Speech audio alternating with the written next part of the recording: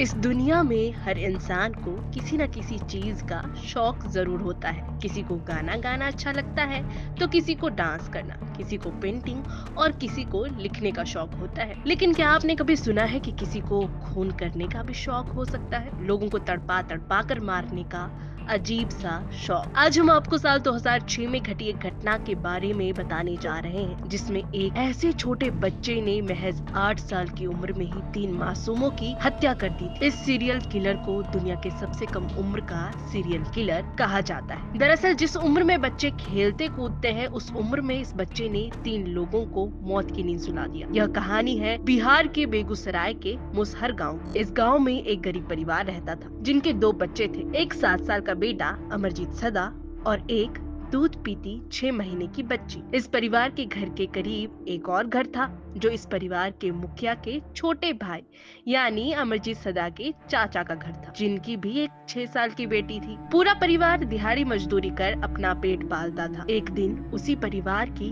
6 साल की लड़की गायब हो जाती है। पूरा परिवार मिलकर बच्ची को खोजता है, लेकिन बच्ची का कहीं कोई अता पता नहीं चल पाता। ना ही घर वाले इसकी सूचना पुलिस को देते हैं, लेकिन यह खबर गांव के लोगों तक जरूर फैल जाती है। फिर 6 महीने बाद उसी घर में एक बार फिर 8 महीने की बच्ची गायब हो जाती है। इस बार भी घर वालों ने पुलिस को खबर नहीं दी, लेकिन गांव वाले हैरान थे कि आखिर एक ही परिवार से बच्चियां गायब कैसे हो रही हैं और परिवार फिर भी चुप क्यों है।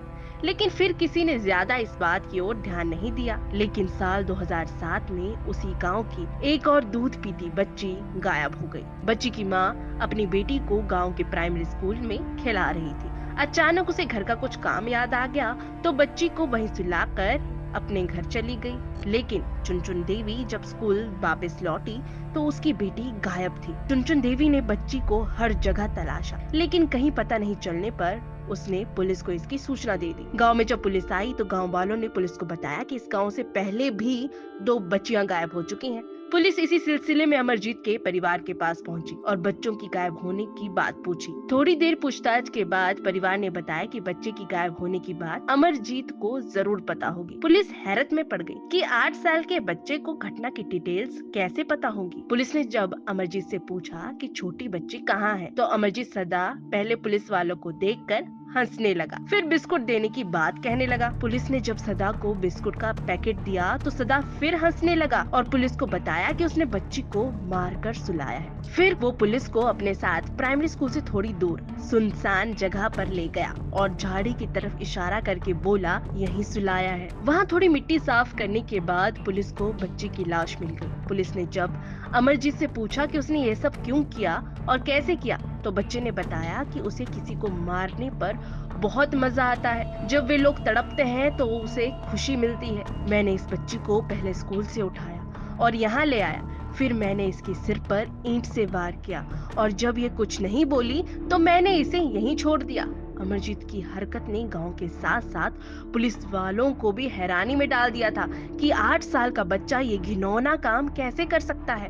फिर पुलिस ने अमरजीत से पूछा कि क्या उसने पहले भी ऐसा काम किया है, तो जवाब में अमर ने सिर हिला दिया। फिर पुलिस के सामने अमर ने अपनी बहन 6 महीने की बच्ची और अपने चाचा की 6 साल की बेटी को भी मारने की बात कबूल कर ली। जब अमरजीत के घर वालों से इस घटना के बारे में पूछा गया तो घर वालों ने कहा कि जब अमर ने पहली बार हत्या की थी तो वे लोग भी सकते में आ गए थे, लेकिन अनजाने में बच्चे से गलती हो गई, ये सोचकर मामले को दबा दिया गया। जब अमर ने दूसरी बार अपनी बहन को ही मार डाला तब अमरजीत के पिता ने उसे खूब मारा। फिर अमर ने कहा कि वो आगे कभी ऐसी गलती नहीं करेगा और घर की ही बात सोचकर घर वालों ने अमरजीत के गुनाहों पर पर्दा डाल दिया। गिरफ्तारी के बाद ये अजीबोगरीब केस सुर्खियों में आ गया और डॉक्टरों ने अमरजीत पर जब रिसर्च की तो पाया कि अमरजीत सदा को कंडक्ट डिसऑर्डर है। इस बीमारी में किसी को दर्द में देखकर मरीज को मजा आता है। अमर को अंदाजा भी नहीं था कि उसने अपनी बीमारी की वजह से क्या कांड कर डाला है। 2016 में बाल गृह से रिहा हुए अमरजीत सदा, बता दें भारतीय कानून के तहत एक बच्चे को